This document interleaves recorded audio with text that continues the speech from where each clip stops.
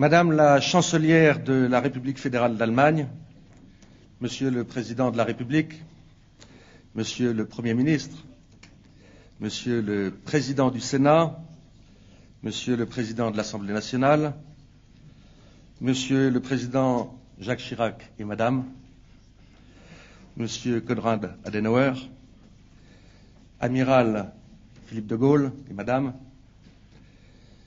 Messieurs et Mesdames les parlementaires, mes chers collègues, Monsieur le Président du Conseil régional de Champagne-Ardenne, Mesdames et Messieurs les conseillers généraux et chers amis, Mesdames et Messieurs les maires, Mesdames, Messieurs. 1 an, 11 mois et 2 jours après la pose de la première pierre par le président Jacques Chirac, nous sommes réunis pour l'inauguration de ce mémorial grâce au soutien de tous les partenaires de ce projet européen. Madame la chancelière, Monsieur le Président, je tiens à vous dire combien le Conseil général de Haute-Marne, bâtisseur du mémorial, et la population de notre département sont heureux, honorés et fiers de vous accueillir ici. Sur 1600 mètres carrés, 1000 photographies, 240 panneaux d'exposition et 50 bornes audiovisuelles composent en noir et blanc et en couleur un parcours historique exceptionnel à la dimension du personnage.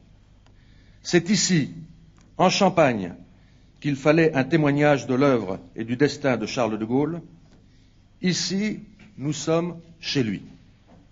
Là où il a choisi de vivre, dès 1934, avec sa famille, là où, comme l'écrivait Chaban-Delmas, il reflétait ce paysage et ce paysage le reflétait. Là, précisément, Charles de Gaulle puisait le calme et la force nécessaires pour rester debout face aux défis, aux épreuves, aux péripéties, à la solitude aussi. Mesdames et messieurs, vous avez rendez-vous dans ce lieu d'exception avec un homme qui allait lui-même rendez-vous avec l'histoire. De sa chambre d'enfant à Saint-Cyr, des tranchées de la Première Guerre mondiale à la Libération, de la traversée du désert au pavé de mai 68, vous découvrirez l'enfant, le jeune homme, l'officier visionnaire et le chef d'État. Nous avons voulu pour vous un tête-à-tête presque intime avec Charles de Gaulle. Vous tournerez les pages de l'album de photos familiales, vous vous glisserez dans son bureau, lirez peut-être cette phrase par-dessus son épaule, de la pièce d'angle où je passe la plupart des heures du jour, je découvre les lointains dans la direction du couchant. Levant les yeux, vous suivrez alors le regard par-dessus la plaine et les bois, embrassant la vallée, puis le versant des hauteurs opposées. Vous êtes avec lui. Madame la chancelière, Monsieur le Président, vous l'avez constaté en faisant cette visite, le mémorial Charles de Gaulle entraîne le visiteur sur les pas du général. Nous avons voulu pour tous les publics un parcours émouvant, prenant, pédagogique et drôle parfois, j'ose le mot, interactif.